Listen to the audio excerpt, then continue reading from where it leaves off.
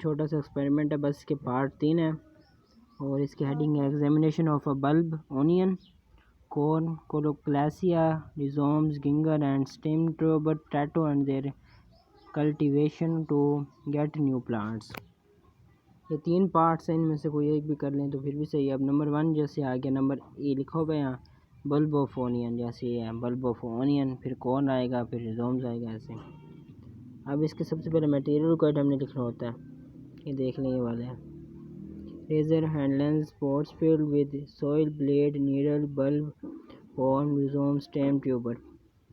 अब प्रोसीजर इसका ये है, take a bulb of onion and examine its external part. Number 2, cut the bulb in half vertically and examine its internal part by using hand lens. Number 3, record your observation। ये थी procedure इसकी। इसके बाद हमने ये लिखना है इसका पार्ट बी, इसे आप नहीं छोड़ना, कल्टीवेशन ऑफ ओनियन बल्ब, इसे छोड़ें। इसके बाद हमने पार्ट बी लिख लेना।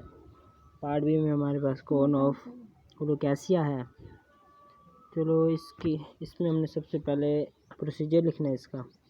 मटीरियल कोड वही एक ही थे जो पीछे आए थे, आगे कोई नहीं आएगा। प्रोसीजर में नंबर पॉइंट 1 है, take a corm of colocasia and examine it external parts. ऐसे इसके 3 हैं, जैसे पीछे वाले के थे 3 पार्ट्स। ये लिखने के बाद हमने पार्ट नंबर सी लिख लेना। पार्ट सी में रिजोम्स ऑफ गिंगर है, इसके डायग्राम भी बना सकते हैं आप। प्रोसीजर इसका ये है, प्रोसीजर के बाद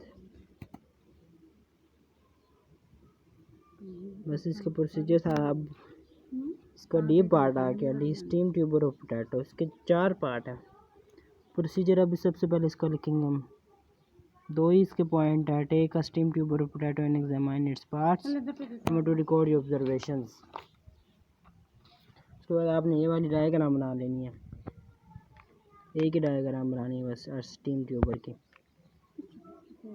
और इसके ये वाले पार्ट आएंगे, लेबल कर लेने हैं आपने। उसके बाद ऑब्जर्वेशन ये वाली है, इसके ऑब्जर्वेशन ना लिखें, वही आपने पीछे जो ऑब्जर्वेशन दी थी वही काफ़ी है। नेक्स्ट कैलकुलेशन यानी रिजल्ट है हमारे पास, bulb, onion, corm, rhizome and stem tuber. देखें कैसे कैसे लिखे मैंने, ऐसे लिखना। Thank you. अगर वीडियो पसंद आई हो तो लाइक करना, सब्सक्राइब करना और कमेंट करना। Thank you.